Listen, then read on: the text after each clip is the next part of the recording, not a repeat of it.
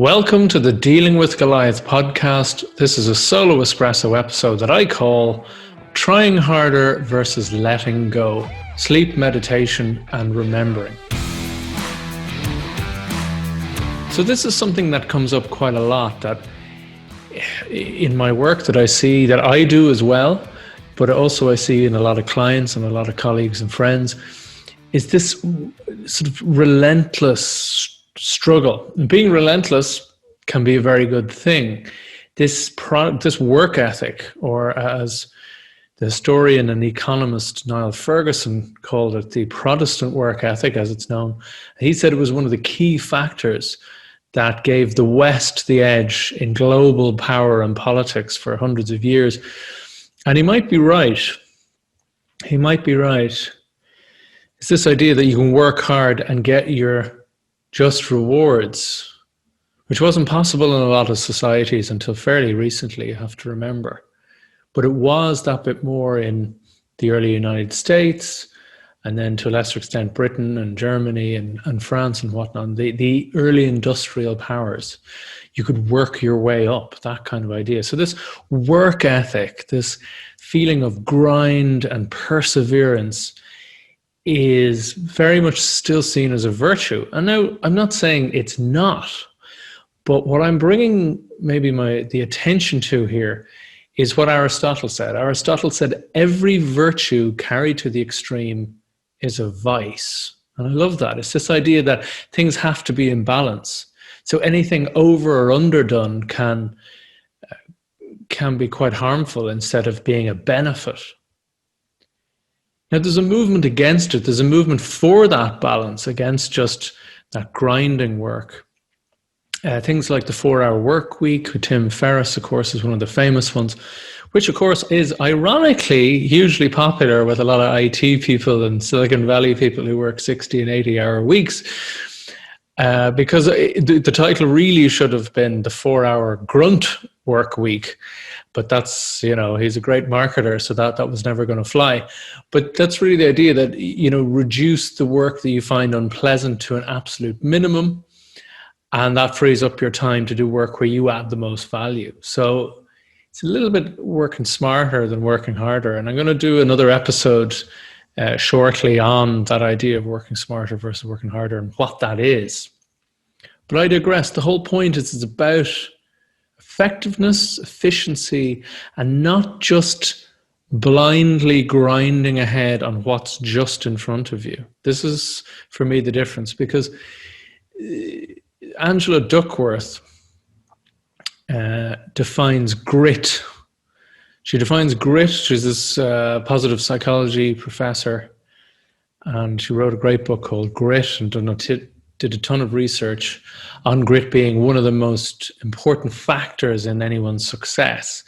And she defines grit as passion and sustained persistence applied toward long-term achievement with no particular concern for rewards or recognition along the way. So as you can imagine, again, it's not rocket science why that could be a distinct advantage of a virtue or characteristic for you to learn or to exhibit, okay? I'm not saying that's a problem. I'm just saying it needs balance with the other side. So my point is, in the Industrial Revolution, back in the day, there was very much more space for just grinding ahead with things, just putting in more hours, working harder, more sweat into the thing, and you're going to get probably more results. Whereas nowadays that just doesn't work. You need more. You need something else. The 21st century shouldn't be so much about grinding. It shouldn't be so much about forcing something. Or as we say in Ireland, using brute force and ignorance, like hitting a television, that's on the blink, that there's a problem with the picture. Some people go over and hit the TV, as if this is going to solve the problem. Just bash it. The harder you hit it approach to problem solving. I'm not sure how effective that is. Now, don't get me wrong. I keep saying sometimes, yes, you do have to, put the shoulder in, grind through it, persevere, and you'll get your just rewards. Of course you will. But there's a lot more areas these days where you need a lot of thinking work, creative work, and particularly innovative work, where you can't just grind through it.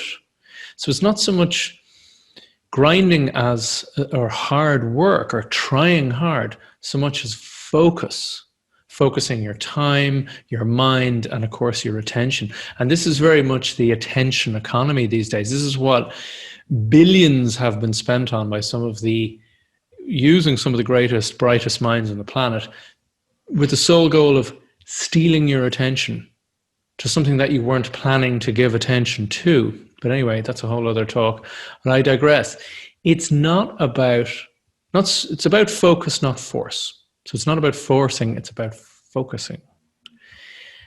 And think of it this way. There's a lovely parallel with sleep. You can't like try and sleep harder, like as if that will get you to the goal of being asleep or getting quality sleep. Much like meditation, you can't meditate harder. You can't focus. I will aggressively focus harder. No, it's the opposite. You have to let go of those tensions. And to get to that state of being, either entering into sleep or entering into that sort of alpha brain state, which is meditation, or much of it is meditation. And again, that's a good point to do a whole episode on those. So you can't force these things. You have to fall back into them. You have to relax, be fully present with whatever state you want to be in, or in that transition, and then almost fall back into it. You can't force it. So you need to be fully focused but relaxed. And this is a parallel here with the Goliath negotiation method, some of the stuff that I do with clients. Sometimes it's about letting go of that tension, that desire to control, like the sleep and the focus, and swapping it for just being present and focused. So you need to be fully focused but relaxed, and that relaxed state is key. Not carrying too much tension. That's when you can flow with what's happening. You can be creative. You can, sometimes be reactive, but then proactive again. And I don't just mean that as a business buzzword. Proactive means that you're actually seeking out conscious action. So it is quite a good word, not merely reacting to the states of others. And this is a similar idea that you don't have to dictate or force your point of view on the other side. That often has the complete opposite effect to what's desired. And it's a bit like a previous podcast solo episode I did there on Bismarck, on the Bismarck quote, "One can't control the current of events. You can only get on and float and steer." And this is the point, is that I help my clients to be fully present, so they're fully there, emotionally non-reactive. So whatever emotional games the other side are playing, which is something most negotiation training courses doesn't really dive into very much, but being emotionally present, non-reactive, but able to then adjust and adapt fully with all of the creative abilities that you have. So you, as I say, are directing, not dictating. And this means that you tend to get a huge amount more information out of the other side. They're doing the majority of the talking. So you get valuable information. They feel fully heard and fully understood, particularly, as I said, when you're fully present, you're then able to mirror and shadow them back as to exactly that you're on the same page as they are, that they're clear that you understand their perspective. They feel fully heard, which is huge for building trust. With that information creates much greater value in relationships and in making deals. And like I mentioned before, trust, when it's high trust in deals and arrangements, there's usually 30% or more value created than when there's normal or lower levels of trust. So this idea is very important. This idea of, yes, working hard, trying hard, but more so the underlying factor is being focused rather than just grinding and grunting through it. There's a great phrase that Chris Voss used. I don't know if he originated, maybe it was Stuart Time, but never be so fixated on what you want that you won't take something better. And when someone has that, where even though you're explaining like this does what you asked, but it does it better and cheaper and it's better in every way, like, oh no, I want the other thing. That's exactly the point. They're too tense to see that opportunity. They're too tunnel visioned. And by being able to relax back into that relaxed, alert state, you can be far, far more effective.